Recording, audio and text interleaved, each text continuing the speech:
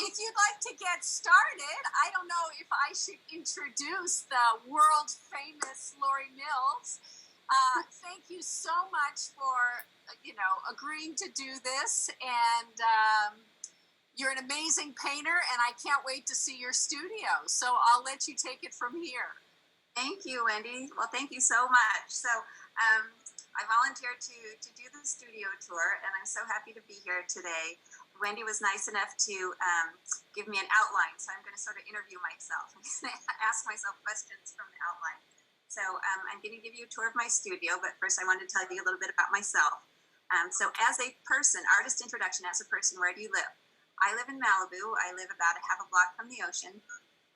And then I also have an art gallery, Malibu Contemporary Art Gallery, that's also about a half a block from the ocean in the Malibu Lumber Yard in Cross Creek, sort of the main shopping center of Malibu. Tell us about your family. I was raised in the San Fernando Valley. I started oil painting about 13 years old. I'm adopted. And one of the things that my adopted parents did that I thought was just so great is they really honored our uniqueness. I have a adopted brother and sister as well. And obviously we were all very different and unique from each other.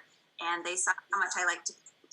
So they gave me painting lessons, private oil lessons, when I was 13 years old, which was really an act of love because, my dad was a high school automotive teacher and my mom was a homemaker. So it was kind of a big deal for them to do that. And every Christmas, what was on my list was painting supplies, like fantail I remember. I wanted to make the clouds just right one year, so that was what I did for Christmas.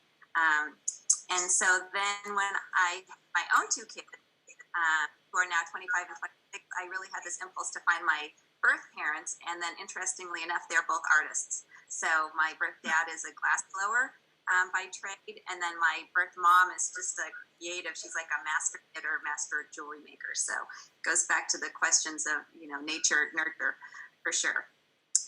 Tell us your story as an artist. What inspired your journey? So I went to UCLA undergrad.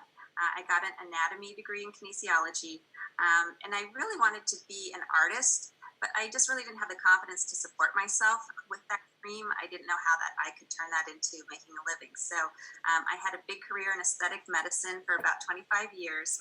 I got an MBA along the way. I launched Botox, Allergan, and full sculpting, which is a fat freeze laser at Zeltique.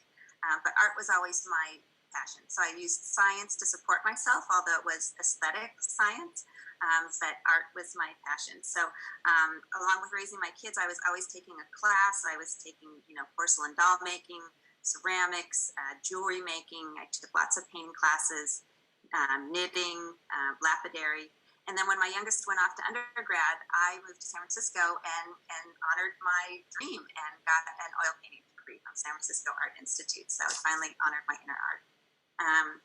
I was so glad I had my traditional painting training when I went to art school from junior college and from Gertie Rodman when I was 13 years old, because my painting school was wild. It was just wackadoodle. It was all about art as a social message and a cultural statement.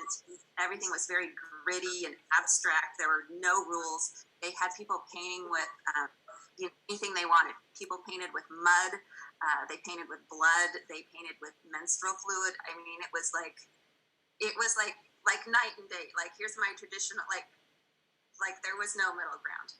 One of the things that I did love about my art college was the critiques. I think we can get so much from critiques with each other when they're done kindly and with good intention. That really helped me a lot. So, so my previous painting training with doing underpainting, limited palette and composition and colors. At my art school, they didn't teach any of that, which I just think is really wild. Because it's fine to go way abstract, but I think it's important to kind of have a foundation first of knowing how to paint. So then I came back to Malibu and finally had the goal to support myself as a painter and own an art gallery. So that was about a year and a half ago, and I am for sure on that path. I have this amazing gallery in Malibu where I represent 14 other artists. And I would say that actually, surprisingly, I think has really helped my own art.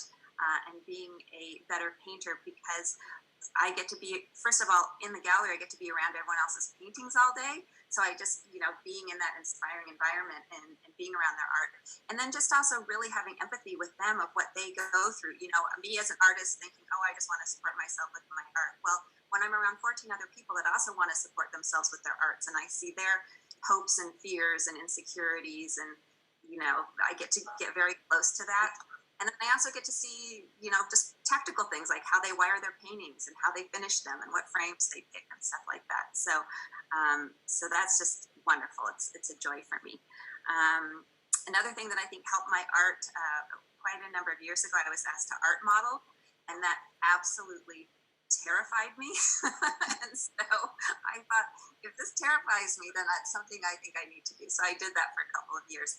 And I would say that also was really helpful with my art, just as far as, the empathy of like getting inside the art model and having to be on the other side of that conversation that we have with the model. So, so I really love that.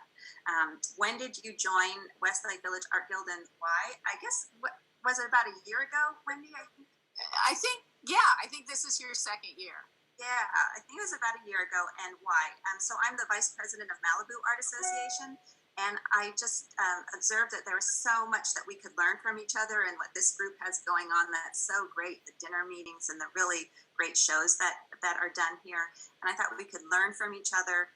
And my goal at Malibu Art Association as the vice president was really to help everyone figure out how to sell their art. And I thought, maybe the two groups together would just be great. I think, we all have that as a goal, and it's so esteeming. And I think it's being done differently today than it was 20 years ago. And how does social media play in with that? All that. So that was kind of why. Are you a member of any other groups? So I'm also a member of Allied Artists of Santa Monica Mountains. And I think we have some members in our group that are also members. I love to plein air paint, and this is just a really special, tight-knit group. They're amazingly talented artists. They're so generous with their time, and again, they do amazing critiques. Many of them teach painting for a living, and so when we go out and paint together, they're just really seasoned, and they're just really generous, and it's just a really great group. So what is my art journey? My medium of choice and genre. My medium of choice for sure is oil. I have done watercolor and acrylic, but I always go back to oil. The three genres that I paint, I landscape paint, especially plein air, and usually just with a palette knife. And then I like to do abstract hearts also with a palette knife, and then I like the human figure. Okay, who are my mentors? Honestly, my mentors are probably the other artists at my gallery. Bobby Bennett is my art director. She's a photographer, amazing, accomplished photographer. She's shown in the Louvre before. And then she also puts her photographs on surfboards and has formed a company called Stoked Surfboards that is financially incredibly successful. So I'm really in awe of her, because I think for a lot of us, we have this sort of creative side of our brain and then the business side. And Bobby Bennett somehow has been able to, for many, many years, be a successful artist and a successful business person. My other mentors probably are the Malibu Art Association members, because last summer we had these shows in Malibu. There was a summer concert series. Every Friday for like 12 weeks, we got together, for like 8 hours, and there's just something really special about being with a bunch of other artists for that length of time, and we were all trying to sell our art and talk about our art, and really amazing. What was your first piece? I have a flower still life I got out of storage to show you on when we tour my studio. What is your most recent piece? I'm working on a abstract nude and a plein air piece. Do you have any anecdotes? I guess my main anecdote would be about being blocked. I can really get blocked sometimes. And then what do you do? Because I really need to paint every day. And if I don't, I start to get grumpy. But then sometimes it's so hard to just take that first brush stroke. So I play a little game with myself where I trick myself into, I start with a blank canvas and I just put, some 3 or 4 basic colors on a palette. And I just paint abstract with no agenda. And usually with a palette knife, I just try and get some paint on a canvas. And for some reason, doing that sort of unlocks the other part of me where I can be more realistic and more detailed. But yeah, that first brush stroke is a killer for me sometimes. What inspires you? Nature, the human form, emotion. I'm a marathon runner, so I try and get out in nature every day. I have this hill right up by my house that I run straight to the top and just spend out at the ocean. It's really amazing. Do you have any accolades? This past year, I won Best in Show, this national prize for a landscape painting I did of Point Dume. And then I had 3 sunset paintings at Malibu City Hall representing the Woolsey Fire. What was my first show? So many years ago at junior college, I was taking ceramics class and we had a holiday show, and I think I sold, I don't know, 4 or 5 pieces of my ceramics for like $5 or $10 each. And I have to say, it was so esteeming. It was, I guess that's the moment you go from artist to professional artist, right? Your $5 ceramic piece. But I just think it's just so great for an artist when a piece of their work gets sold. My favorite piece that I painted many years ago, it's a girl at wash basin. I did that on my studio tour. It was a final project in one of my classes. And so I think that's it. I think that wraps up the Lori Mills biography. And so do you guys have any questions? Do you want me to give you the studio tour? Or? Well, the thing that's so awesome about hearing all that is, of course, now I have a million things I want to talk to you about. So it is fun to get to know you better. So I'm realizing how much we have in common. But yes, we'd love to, unless somebody else has a question now. Otherwise, we'll see your tour and then we'll have questions at the end. Okay, perfect. I think there's a way for me to turn the camera around, right? Yeah, yeah. There you go. There we go. Okay.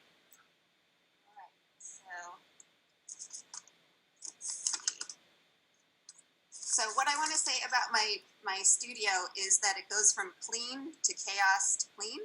And I go really deep in my painting. I will literally be here for 4 or 5 days, barely talk to anybody, barely come up for air. And this place just gets wrecked. So there will be painting rags all over the floor. There'll be paint all over me. Everything is everywhere. I usually work on 4 or 5 paintings at once, so those will be stacked everywhere. So right now it's at a clean phase. So my tools, one of the things I learned in art school is that you don't have to clean your brushes very often. So I used to clean my brushes after every time I use them, and now I just keep them in here and just make sure that there's enough, Gamsol in there. And my palette knives, let's see. Some more. This is the painting I'm working on. This is another painting I'm working on, a Montecito. I go to Montecito a lot, and this is sort of a little garden area with some agapanthus. Here's a blown glass piece from my birth dad. Oh, cool. Yeah. Here is one of my abstract hearts. The abstract hearts I usually make really, really big, 5 feet by 6 feet. And I have to say, for all the really intricate things that I do like this that take a lot of time at the gallery, it's these giant hearts that sell the best. As soon as I make them, I sell them. And I have this sort of bias that the more hours a person puts into their work, the more value they have. And I kind of need to get over that owning the gallery because, if you quantify it, I think the abstract hearts, they take some time, but not any time, compared to something that's really intricate like that. Let's see. So here's my paints. I always use, and I would encourage everyone to always use gloves. I had a number of professors at my art school that, that had painted their whole lives and got very sick, and many had actually, had died because of the toxins of pigments going into our skin. So hopefully everyone gloves that uses oils. Here's one of the paintings from when I art modeled. Here's a big vase that I made in ceramics class. And I have really good light here. I'll show you. I look out onto this garden. Oh, beautiful. Yeah, it's really great. And then the ocean is just right that way. I have this dresser that's filled with all my knitting stuff. So I'll give you Hey, a tour. Laura, if you can, you got to go super slow with the camera, because otherwise we're all going to be on Dramamine. So, Okay. yeah, if you can, slow and steady, and that way we can see it. Otherwise, it's a little bit jittery. I see. Got it. Okay. I'll try. You made that sweater? So I knit all the time. This piece of furniture just has all kinds of yarn in it. I'll show you, like. Oh my gosh. And here's one of my plein air paintings that I did of Point Doom. It's just palette knife. And then here's another view of Point Doom, just a palette knife. And then in the studio, let's see, here's another blown glass from my dad. And then almost every dish that's in here, I made these heart dishes. A fellow artist of mine made this really cool light installation. Okay, I'm gonna whip around and then I'll stop so you don't get nauseous. Here's another blown glass from my birth dad. Here, this little piece of ceramic I made, I guess it says Lori 1973, so I guess I was like 8 years old when I made that. So here's the very first painting I ever made. This is still life. I think I was like 12 or 13 years old. And so my teacher, Gertie Rodman, she was really into still lifes and landscapes. But for some reason, at one point in time, she had me make this clown, which is just not anything I would ever choose to paint, or I would think she would choose to paint, but I don't know. I love it. Again, with like, I don't know if you could see, like, really like to have a giant signature back then. I don't know what that was about. And then I think in conclusion, I'll show you, this is my favorite painting that I ever painted. I just like I like how calm, I like the colors and I like the composition, but I like how calm she feels. I don't know if I'm moving too much. If you can see. Oh, that's good. That is gorgeous. And how big is that? That's a big one. I think it's 18 by 24. Yeah. Yeah, so that's kind of it. That's kind of the studio. Like I said, it can be a giant mess, but today it's pretty cleaned up. And then I guess you have parting wisdom. Gratitude. I would say I am so grateful every day for my life. I just feel like I, waited all this time to finally be on my golden path and just get to paint every day, and that's what I do, and it's just amazing. What would I like to contribute to this group as a member? I really would like to help contribute how to sell art. And before, like when I first became a member, I didn't have this gallery, so I've actually learned a lot about how to sell art, and would be happy, once we have meetings back up again, I'd be happy to share everything I know about that and what I'm learning about that. And do you have any parting wisdom? So this wisdom isn't mine, it's from one of my teachers at art college.